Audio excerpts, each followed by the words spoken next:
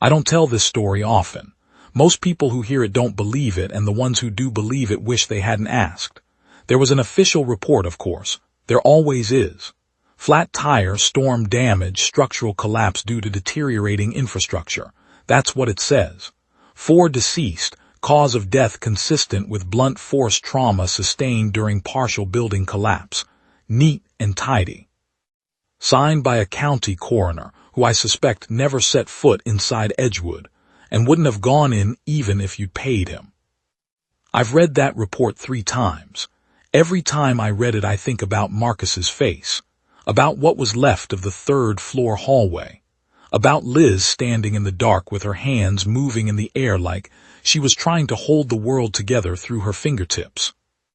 I'm going to tell you what actually happened, not because it'll change anything, not because anyone in a position of authority is going to reopen the case and revise the official narrative. I'm telling it because I have been carrying it alone for 4 years, and a man can only carry so much before the weight starts to change the shape of his spine. My name is Jeff Carver. I was 38 years old that night. I had a Class B commercial license, 2 prior felony convictions for aggravated assault, and a court-supervised work release program that had placed me as the transport driver for the Roslyn Center for the Deaf. It was not a position I had sought out. The program coordinator, a woman named Paula with reading glasses on a chain and the permanent expression of someone reviewing disappointing paperwork, had informed me that my options were the Roslyn Center or a warehouse loading dock in Garfield Heights. I had no strong feelings about deaf kids one way or the other, but I had a bad knee from the 2nd arrest, and the warehouse would have destroyed it inside of 2 weeks. So I drove a van, 14-passenger Ford white with the Roslyn Center logo on the side in blue, a pair of hands forming letters above a stylized sunrise. I drove it for 6 months without incident. Liz Holloman, the instructor who rode with the kids, was professional and clear-eyed, and had the specific patience that people develop when they spend their working lives translating a world that wasn't built for the people they love. She didn't talk to me much. I didn't need her to. But I watched her work over those 6 months, and I understood something about her that I think is relevant to what happened later. She never reduced the kids to what they were missing. To her, they were complete people navigating an incomplete accommodation, and there is a difference between those 2 frames that is not small. The night of the incident, that's what I call it now, the incident, because the other word feels too small. We were returning from a 2-day skills workshop at a regional conference center about 90 miles northeast of Roslyn. 5 students, Deanna, Marcus, Bryn, Kevin, and a quiet girl named Sasha, who I don't think said more than 8 words the entire trip and spent most of it with her face pressed to the window watching the dark go by. Liz. And me. The storm came up fast. October, the tail end of a system that the Weather Service had apparently been tracking since the Gulf, but had failed to communicate to anyone driving a 14-passenger van through rural county roads. By 7:30, the rain was sideways, and the wind was hitting the van in gusts that required active correction to keep it straight. I slowed to 30, then 25. The headlights were throwing about 40 feet of useful light, and beyond that was a wall of water and dark. The left front tire went at 8:12. I know the exact time because I looked at the dashboard clock the moment I felt the pull, a hard yaw to the left, the steering wheel going stupid in my hands, the van shuddering as the rim bit the asphalt. I brought it to a stop on the shoulder. I sat there for a moment listening to the rain hammering the roof. Liz was already out of her seat, moving to the back, checking the students. They hadn't panicked. Deaf kids, in my limited experience, have a different relationship with sudden physical events than hearing kids do. Without the auditory component, the shriek of rubber, the sound of the road under the rim, the experience was, for them, primarily a matter of sudden physics. They braced. They looked around. Marcus gave me a thumbs up from the back row, half joking, and I returned it. I got out and looked at the tire, shredded. Not just flat, the sidewall had peeled away completely, probably from a piece of debris in the road. I opened the rear cargo panel and found the spare, found the jack. The jack was the wrong type for this model of van. A mismatch that someone in the Roslyn Center's vehicle maintenance department had introduced into the chain at some point prior to my hire, and which I only discovered after I had lain down in 2 inches of running water on the shoulder of a county road and tried to seat it under the frame. I got back in the van. I said, out loud to no one in particular, a word I will not repeat here. Liz looked at me from the aisle. She raised her eyebrows. I told her about the jack. I also told her the phone showed no signal, though she had already figured that out. She had her phone out and was looking at it with the expression of someone confirming what they already knew. She put it back in her pocket. She absorbed the situation. She looked out the window at the rain. She looked at the 5 students. Deanna was writing something in a notebook she kept in her bag, unbothered. Kevin had produced a deck of cards from somewhere and appeared to be running a private magic trick in his lap. Bryn had her head on Deanna's shoulder. Marcus was watching me from the back with the particular alertness of a 17-year-old who has registered that the adults are dealing with something and is waiting to find out if he needs to step up. Sasha had her palm flat on the window glass, feeling the rain hit the outside of it. There was a structure about a quarter-mile back down the road. I had clocked it peripherally as we passed, a large building set back from the road behind an iron fence, mostly dark, with a faded sign. I had not paid it much attention. Large dark buildings on county roads are not unusual in that part of the state. Old farms, institutional facilities, shuttered manufacturing plants. The landscape is full of things that were built for purposes that no longer exist. I said we could shelter there until the storm broke and I could flag down a vehicle or get a signal for emergency services. I said it might be a farmhouse or an old facility of some kind, probably nothing, but it was better than sitting on the shoulder of a county road in a storm in October. Liz signed to the students. They gathered their bags with the efficient practicality of young people who have learned not to wait for adults to solve problems before preparing for outcomes. Sasha was last off the van. She paused at the top of the steps and looked back into the van, not at anything in particular, or not anything I could see, and then she came down. We walked the quarter-mile through the rain. I had my jacket over my head for what it was worth, which was not much. Liz had a waterproof shell and she was moving with her hood up and her head down, counting kids by touch, a hand on each shoulder as she moved along the group, making sure of the number. Marcus pulled Kevin along when Kevin stopped to look at a shape in the trees that turned out to be a rusted equipment shed. Bryn and Deanna moved together, shoulders touching. Sasha walked slightly apart from the group, and I noticed that she was not looking at the ground in front of her feet the way you would in the dark. She was looking ahead, her chin up, and she was moving with a deliberateness that was different from the others. The building resolved itself out of the dark as we got closer.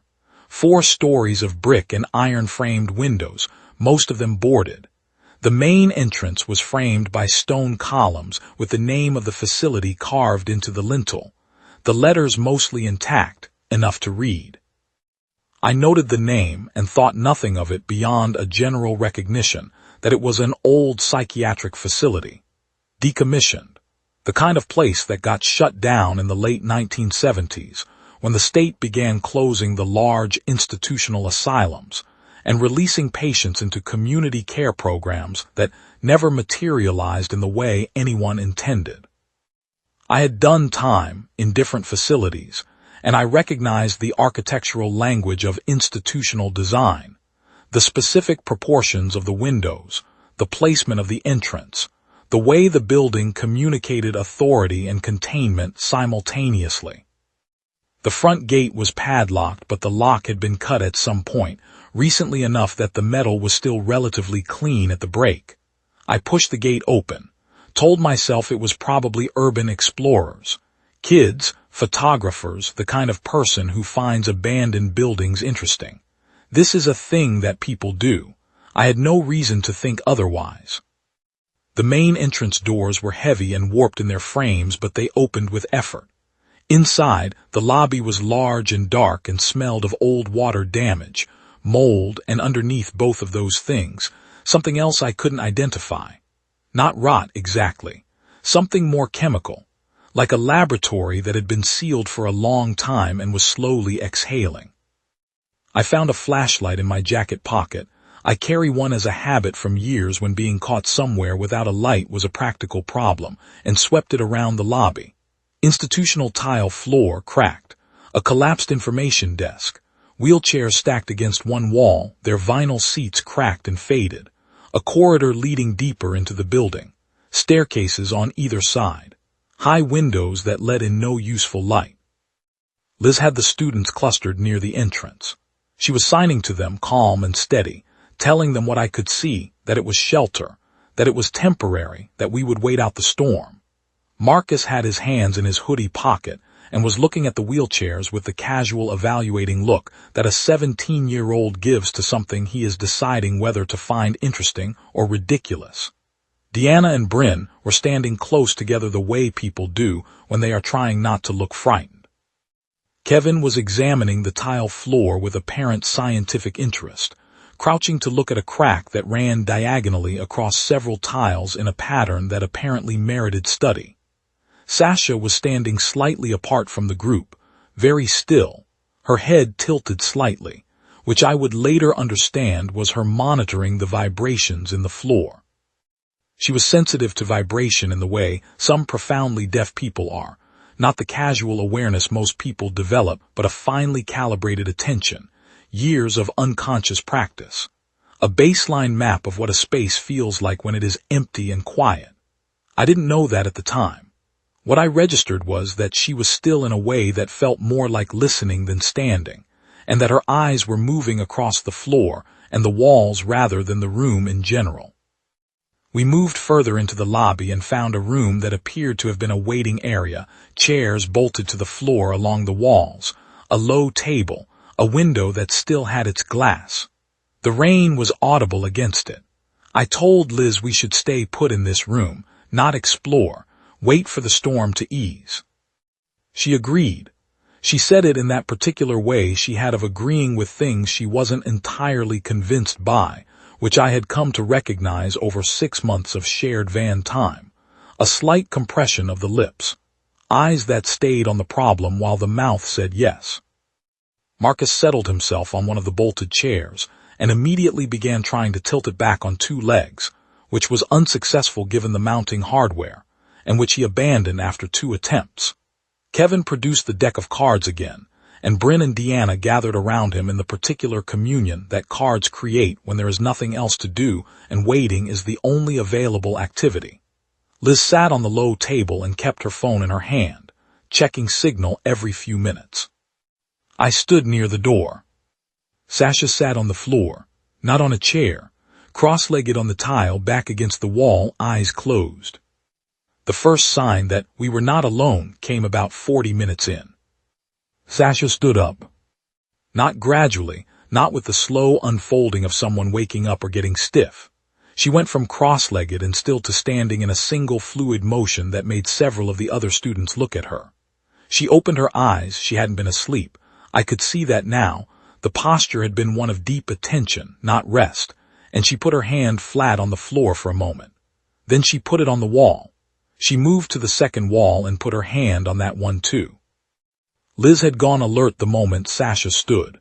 She signed something short and direct to her. Sasha signed back, and I watched Liz's expression change.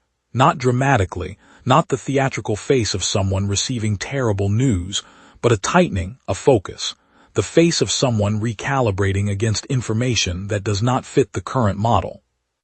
I said, "What?" She says something is moving. Downstairs, something heavy. The basement. I told Liz to keep everyone in the room, to not move, and I went to find the basement stairs. I want to be accurate about my state of mind. I was not calm. I was operating on the particular functioning adrenaline of a man who has been in enough situations that fear has become familiar enough to work around. It does not go away. You just know it and move alongside it. The basement stairs were in the central corridor, behind a door marked with a faded placard that had once said something official and now said, mostly, the ghost of official. The stairs were concrete, and they went down into a dark that my flashlight pushed back about 8 feet. What I found in the basement I will describe with as much precision as I can, though I want to be clear that the precision is retrospective, assembled from fragments of flashlight beam, and the particular sharpness that extreme fear lends to memory. In the moment, most of what I registered was impression. The basement had been a laboratory. That was clear enough from what remained. Steel workbenches bolted to the walls, most of them cleared, but a few still bearing equipment, sealed canisters, coils of tubing, instruments I couldn't name, a rack of what might have been sample containers, most of them empty. Filing cabinets along one wall, most of them open and empty, drawers hanging at various angles like a cabinet that had been searched in a hurry and then abandoned for a very long time. The chemical smell was stronger here, heavier, a cocktail of formaldehyde and something else, something biological and persistent, the smell of a place that had been doing something to living tissue for an extended period. And in the center of the room, seated on the floor with its back against one of the workbenches, was the thing that had been made in that laboratory a quarter-century earlier. I have spent a great deal of time since that night trying to find language for what I saw. The honest answer is that language is insufficient. What I can tell you is this: it was large. Not large in the way that a large man is large, not a matter of height and muscle.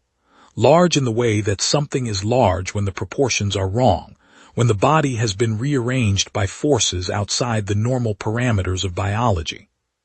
The shoulders were too broad and too high, set in a way that was subtly but unmistakably not how a human body distributes that structure. The skull was enlarged in the rear quadrant in a way that pressed the ears forward and down, giving the head a profile that registered as wrong before the specific wrongness could be identified. The hands resting on its knees were the hands of something designed to move and lift and break. The knuckles thickened into ridges, the fingers longer than they should have been but not spidery, not elongated, dense, like tools made for a specific purpose. The skin had a quality I cannot describe precisely, not the color of illness, not the pallor of an albino. Something in between, something that had developed in the absence of the variables that normal skin develops in response to. It was not looking at me. Its head was angled down and slightly to the right, the posture of something following a sound I couldn't hear, or a vibration through the concrete floor. I stood in the basement doorway for a moment that felt much longer than it was. My flashlight was aimed at the floor. I had tilted it down instinctively, the animal response of trying not to be seen. My heart was doing something against my ribs that I will charitably describe as vigorous. The thing on the floor raised its head. Not toward me, toward the stairs. It could feel the vibration of the students moving above us. I understood that in the same instant I understood that it could not see well. The eyes, when they caught a fraction of my flashlight, were clouded, the irises nearly white, the pupils barely reactive. Whatever the compound that had been injected into it had done to its other sensory systems, it had not been kind to the optics. But the head moved with the precision of a tracking instrument, following the footstep vibrations above through the concrete, through the steel frame of the workbench behind it, through whatever internal receivers had been sharpened by years of living in a sealed basement, with nothing to map but vibration and smell. It stood up.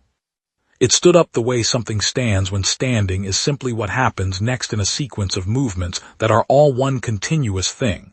No pause, no bracing, just up, and immediately oriented and very tall. I will skip over what happened in the next several seconds, not because I am protecting myself from the memory, but because most of it was not tactical. It was me moving up the stairs at a speed that my bad knee has not forgiven me for, and getting back to the waiting room, and telling Liz in a voice that I am not proud of to get the kids and move, now, up. She didn't ask me questions. This is something I have thought about since. She looked at my face and she moved. She was signing before I had finished the sentence, and the students were on their feet before I had reached the door. That specific skill, the ability to transmit urgency without transmitting panic is not a common skill. I have known people who had it, and people who didn't, and the difference, in a situation that is about to go bad, is the difference between a group that moves and a group that freezes. We were on the second floor landing when we heard it come up the basement stairs. I should explain something about the structure of Edgewood, or at least the portion of it that mattered that night, because the geography is the whole story. The main building was a modified H-plan, 2 long wings connected by a central block. The lobby and the main stairs occupied the central block. The waiting area where we had sheltered was at the base of the east wing. The basement beneath the entire structure connected, I would later determine, to a network of subfloor corridors that ran the length of both wings. Whatever had been done in that basement laboratory over the years, the facility had been designed with access in mind. Access to patients, access to infrastructure, access to the whole building from beneath. It knew the building. That was the first and most important fact I locked onto as I heard it moving below us. Not from intelligence the way a soldier has intelligence, from years, from repetition, from the particular knowledge that accumulates when a space is all you have ever navigated, when every variation in the floor has been felt 10,000 times, when every change in air pressure from an opening door is a landmark. It was at home here in a way that we could never be in the 4 hours we'd been inside. It had 25 years of operational familiarity, and we had a flashlight and 4 bars of battery. We knew nothing about the building except what the flashlight showed us, and what Sasha could feel through her feet. Marcus was signing fast to Liz when we reached the second floor corridor. I don't read American Sign Language with any fluency, but his hands were doing something emphatic. I caught the shape of a question being pressed hard, the gestural equivalent of someone gripping your arm. Liz was nodding. She said to me, "He saw a fire exit sign when we came in, at the end of the east wing. He thinks it might open onto an exterior staircase." I said we go, now. The east wing corridor was long and dark, and the floor was uneven with age and water damage. Sections of tile had buckled up, patches of subfloor visible beneath, the occasional stretch where the floor was soft in a way that meant the substrate had been compromised. I had the flashlight ahead of us, and Liz had her phone screen turned face out as a secondary light at the rear of the group. We moved as fast as we dared. I was keeping the flashlight low because I had already registered one thing about the thing in the basement. It had oriented to the flashlight beam in the moment before I ran. Not to me specifically. To the light. That clouded white optical equipment was non-functional for navigation, but it was not entirely blind to high-contrast input. Moving light in a dark building was a signal. We were 70 feet from the fire exit sign when I felt the floor change. Not heard, felt. A rhythmic vibration underfoot, heavier than our own footsteps coming from below and to the left the subfloor corridor, running parallel to the east wing. It was not running. It was moving at a steady pace, a pace that was faster than ours. It was tracking us through the floor. Liz had the students moving. I stopped. I am going to tell you honestly that I stopped not because I had a plan, but because stopping was the only action available to me that was not just running, and I had decided, in the way that decisions get made when there is no time to make them properly, that running without a plan was going to get someone killed. It had the building. It had the subfloor corridors. It had 25 years of sensory mapping, and we were generating vibrations with every step that were as legible to it as a map. Running was playing its game, on its board by its rules. I needed to play a different game. The fire exit at the end of the corridor was locked. Not padlocked, the crossbar mechanism had corroded into the frame over years of disuse, and the thing had fused into itself, the metal swollen with rust so that the bar no longer moved in its bracket. Marcus hit it twice with his shoulder hard, the way a young man hits something when fear has converted itself into physical force, when the body is looking for a problem it can solve by being stronger than it. The door did not move. Not even a flex in the frame. Bryn made a sound, not a word, a sound the kind that escapes even people with good control when the option they needed is not available. Deanna put a hand on her arm immediately, the automatic reflex of long friendship. Kevin was looking at the floor near the door. He tapped Liz's shoulder and signed something. Liz looked at what he was pointing to and then looked at me. She said, "He says the bracket housing is loose, the mount on the left side." I looked. Kevin was right. The bracket that held the left end of the crossbar had pulled slightly from the door frame, probably years of thermal expansion and contraction working on the fasteners, and there was a gap between the mount and the frame wide enough to see through. I looked at Marcus. I looked at the metal railing section on the wall behind us, about 3 feet of old steel conduit, loose in its mount, probably decorative originally, now just a piece of metal that had outlasted whatever it was decorating. I pulled it free. I gave it to Marcus. He weighed it in his hands for exactly 1 second, then positioned himself in front of the bracket housing and swung. The conduit rang against the bracket mount with a sound that went through the floor like a bell. I felt it in my feet. Every step we had taken, every impact had been information.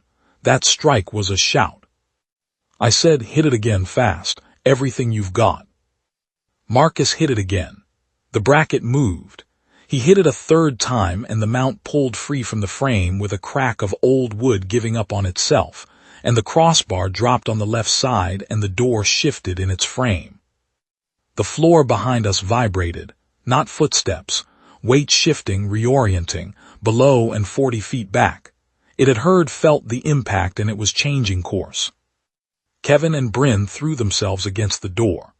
The frame resisted for 1 full second and then gave, the door swinging out into the dark and rain, and cold air and the smell of wet leaves and iron coming in. I said, "Go, Liz, take them down." She took them. I stayed. I am going to be exact about why. The exterior staircase was old and the kids were going down it in the dark in the rain, and they needed time I did not know they had. If it came through that door behind them at the speed it had been moving in the subfloor corridor, the ones at the back of the line did not make it to the bottom of the stairs. It was that simple and that specific. Someone had to be between the door and the staircase. For the amount of time, it took 5 teenagers and 1 instructor to get down 2 flights and away from the building. I had the conduit. I had the flashlight. I had a bad knee and 2 felony convictions and no plan beyond buying the next 60 seconds. I picked up my flashlight in my left hand and held the conduit in my right, and I turned around and faced the corridor. It came from the stairwell at the far end, not from below.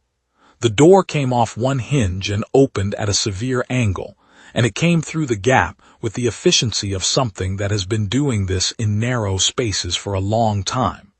In the beam of my flashlight, in the narrow corridor of the East Wing's 2nd floor.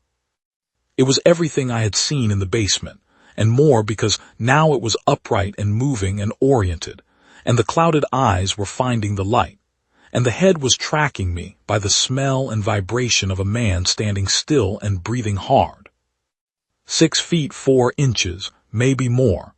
The ceiling of the corridor was 8 feet and it was not far from it, the arms at its sides, hands open, not a fighting stance, an assessment stance. It was reading me.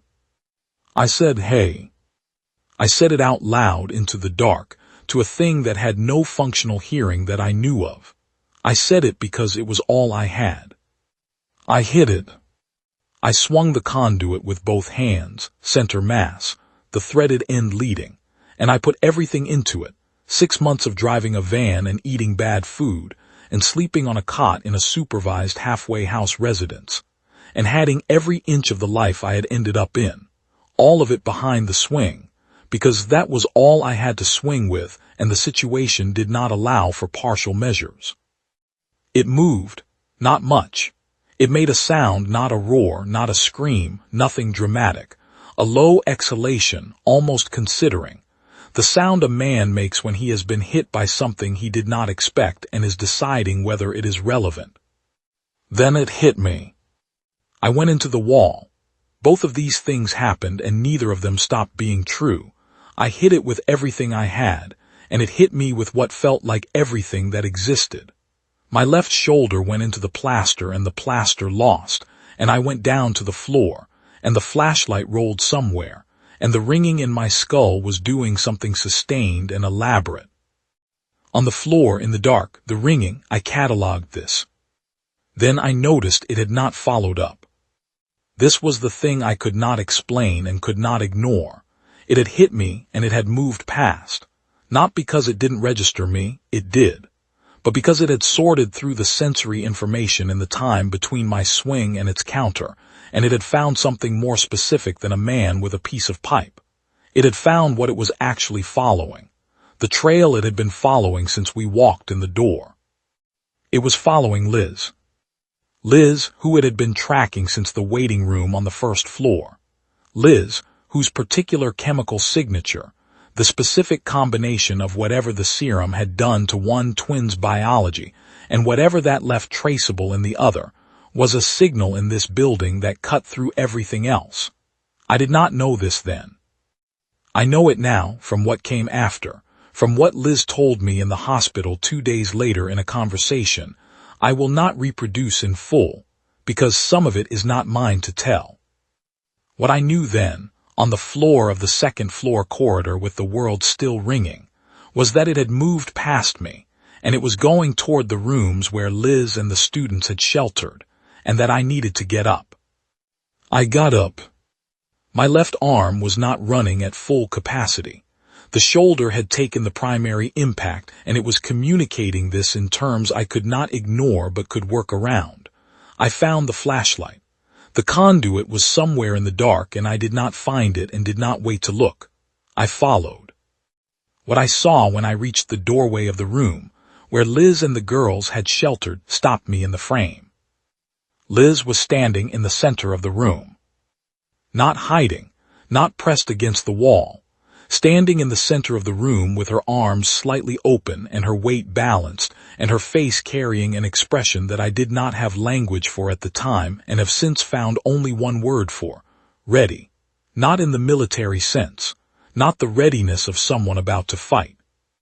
The readiness of someone who has been walking toward a thing for a long time and has finally arrived at it, and is no longer walking toward it but standing in front of it, and there is nothing left to do but be present.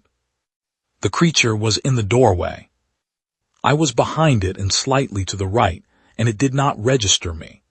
The chemical signal it had been tracking was in front of it, and I was, to whatever residual capacity remained, behind it and familiar.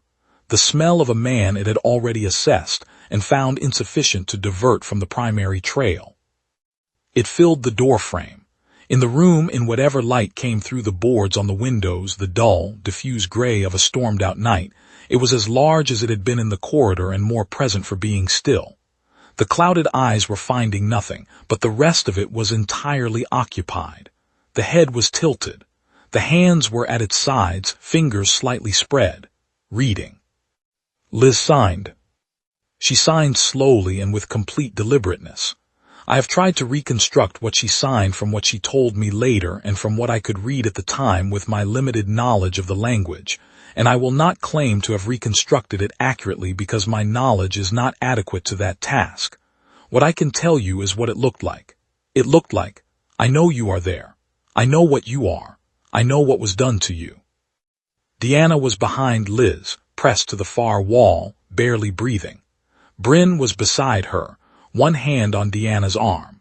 Both of them were doing the hardest thing available to human beings in a moment of extreme danger, which is to be completely still and trust that someone else knows what they are doing. The creature in the doorway made a sound. Not a roar, not anything I had been prepared for. A low sound in the chest, without language but not without content. The sound of something that had been alone for a very long time and had encountered in the dark a frequency it recognized, a resonance. Liz kept signing. She did not stop. She did not step back.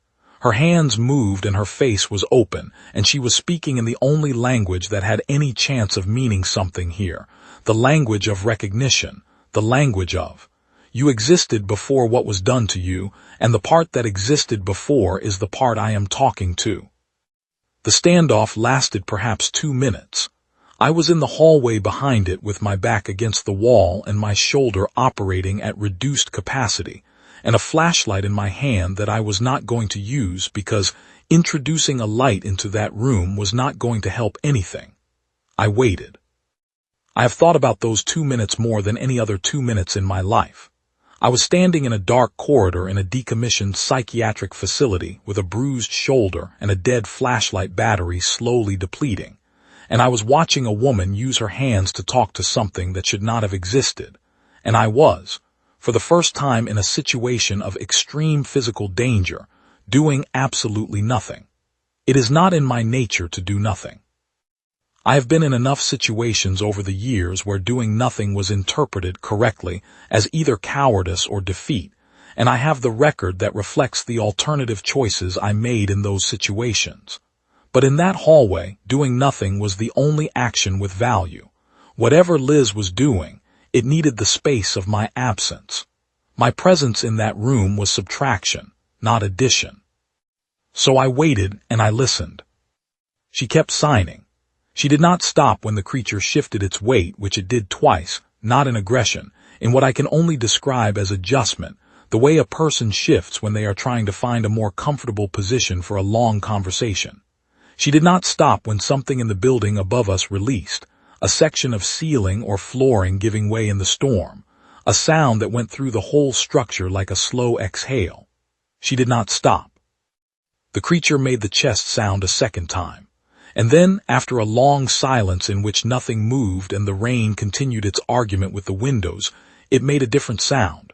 Shorter, higher. I cannot assign meaning to it. I'm not going to pretend I can. But I will tell you what it sounded like to a man standing alone in a dark hallway listening through a doorway. It sounded like a question. It moved. Not toward Liz. It moved sideways, a slow lateral step, deliberate weight shifting one foot then the other, repositioning. It put its back to the wall beside the doorframe. The ceiling in the room was higher than the corridor and it fit beneath it. It bent its knees and it sat down. The same posture I had found it in the basement, back against a vertical surface, arms resting on its knees, head lowered. Liz exhaled. It was not a sound of triumph. It was the sound of someone who has been holding something very heavy and has found a surface to set it on, temporarily, and knows the weight is still there, but is no longer in her hands. She said my name without looking away from it, quiet, steady. I came to the door frame. She said, "Get the kids out. Marcus has the fire exit open, take them down." I said, "Liz." She said, "I know." I said, "And you?" She looked at me then. A direct look, clear, without ambiguity. The look of someone who has made a decision and is at peace with it, and is not asking for help making it or permission to keep it. She said, "Go, I'll be behind you." I want to tell you I argued with her. I want to tell you I offered an alternative, some way to extract them both, some plan that got Liz out of that room without breaking the specific fragile thing she had established in it.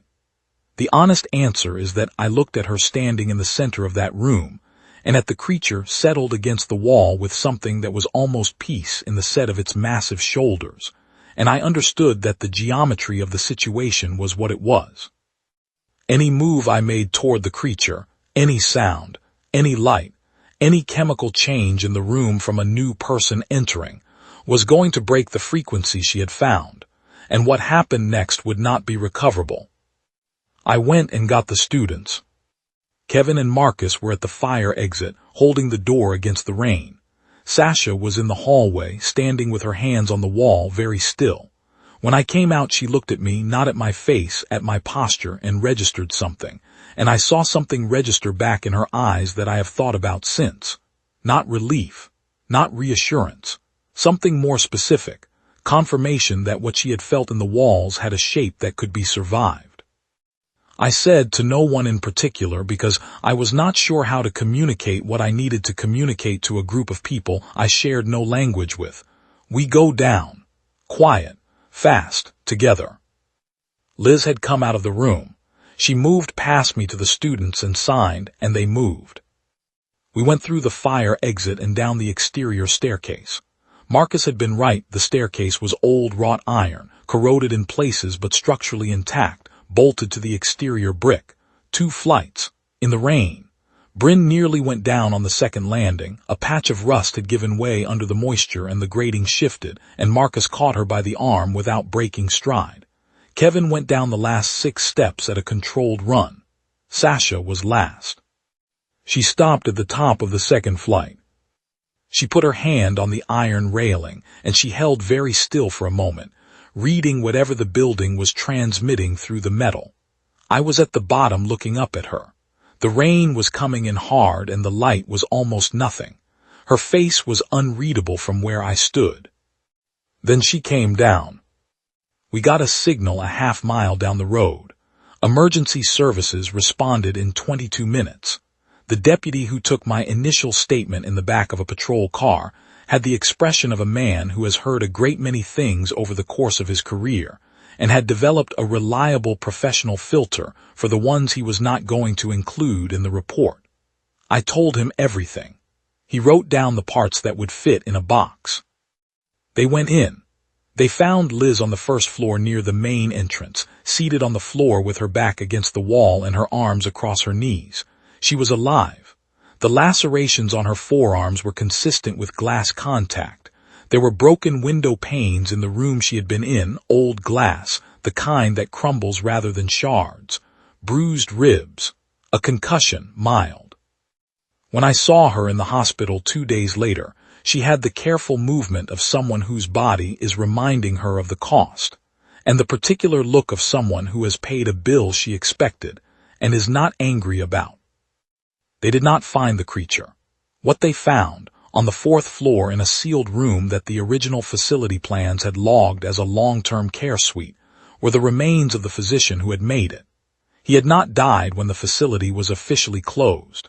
He had been there for 25 years, kept in a state of medicated maintenance by the nurse who had created the creature in the first place, waiting for some conclusion that apparently never arrived. He died that night of cardiac failure. The official language was natural causes, which I suppose is accurate in the sense that his heart had simply stopped, which is natural and is a cause. The nurse was located 40 miles away. She had, in fact, called emergency services when she saw our van, not from concern for us, I suspect, but from a calculation about what our presence in the building might mean for arrangements she had maintained for 2.5 decades. She said very little in the interviews that were later summarized for me by the county investigator. She said that the doctor had made choices. She said she had honored those choices. She said she had collected what was necessary. The investigator did not expand on what that meant, and I did not ask. She was not charged. I know how that reads. The 4 deaths in the official report were real people with names and families. They were not students from the Roslyn Center. They were a structural assessment contractor and 3 members of a maintenance crew who had been in the building in the week prior to our arrival, doing the routine inspection work that the liability management firm required of decommissioned properties of this type. They encountered the creature in circumstances that I know only from fragments, a contractor's partial log recovered from the site, a maintenance company report that the investigator allowed me to read 1 page of. They had no warning. They had no Sasha to read the walls. They had flashlights and clipboards and the assumption that the building was empty. It was not empty. It had never been empty. The students from the Roslyn Center were unharmed, all 5 of them. Marcus has a scar on his shoulder from the fire exit crossbar. He showed it to me once at the center's end-of-year reception, the way young men show scars, with a kind of proprietorial satisfaction, the souvenir of the thing survived, the physical proof that the story is real. He is in college now, engineering. He sends Liz a card at Christmas. She showed me one once. It said, in handwriting that was large and very deliberate, like a person who learned to write in a language not native to them, "I am fine. Hope you are fine. Take care of yourself." Kevin I see sometimes when his family brings him to the center for a follow-up session with his audiologist. He still has the deck of cards. He still runs private magic tricks in his lap when he is waiting for something. I have never seen him perform one for an audience, and I have never asked why. There are people who keep certain things private not because they are ashamed of them, but because the privacy is part of what makes the thing work. Kevin understood something that night, and I think the cards are connected to it, and I think the connection is his to keep. I asked Liz once, only once, and carefully, whether she had known, before that night, whether she had known about the twin, about what had happened at Edgewood, about what had been done. She was quiet for a long time before she answered. She said she had known something was missing. Not in the specific, not with names and dates, but in the structural sense that some people carry from early childhood without ever having language for it. The persistent awareness that the shape of your history has a gap in it, that something that should have weight has none, and the absence presses on things in ways you cannot explain to anyone who does not feel it themselves. She said she had not known what she would find if she went looking. She said she had not gone looking. She said some things find you when they are ready to be found. I did not ask what she meant by ready. I understood, I think, well enough. Deanna and Bryn graduated together in the spring. Liz went to the graduation. She does not talk about that night in any way that I have witnessed, which is not the same as not thinking about it. When I drive past certain types of buildings on certain types of roads in certain types of weather, I catch her looking at them through the passenger window with an expression that is too considered to be casual. Sasha I have not seen since. I asked Liz about her once. Liz said she was doing well, that she had transferred to a residential program closer to her family. Liz said she was good. She said it with a specificity that told me she was in contact, and that the contact was meaningful, and that this was not information she was going to expand on, and I accepted that. I still drive for the center. The same route, different registration on the van.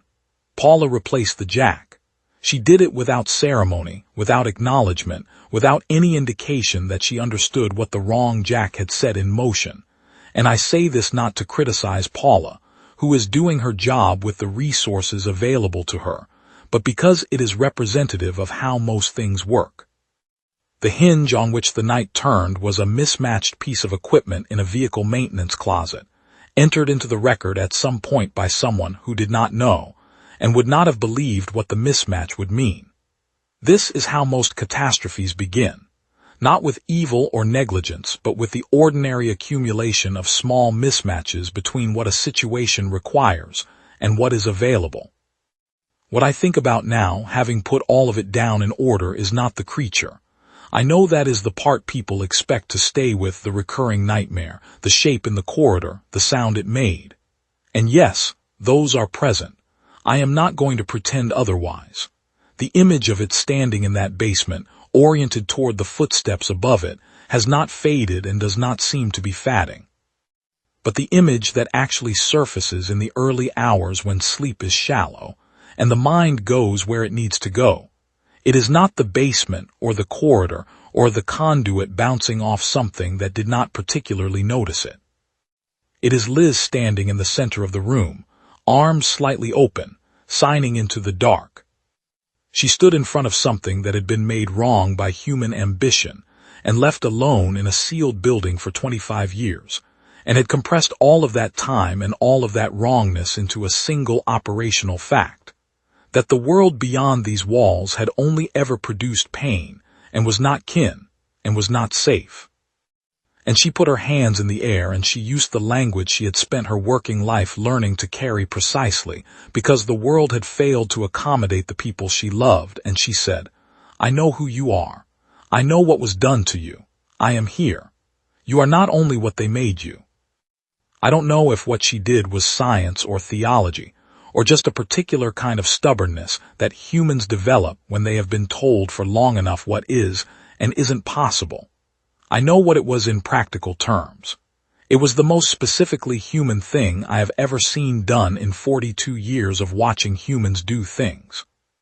Not the improvisation with the conduit, though that is human too, that refusal to be unarmed even when what you have is insufficient, the stubbornness of picking up whatever is on the floor and swinging it because the alternative is to have nothing.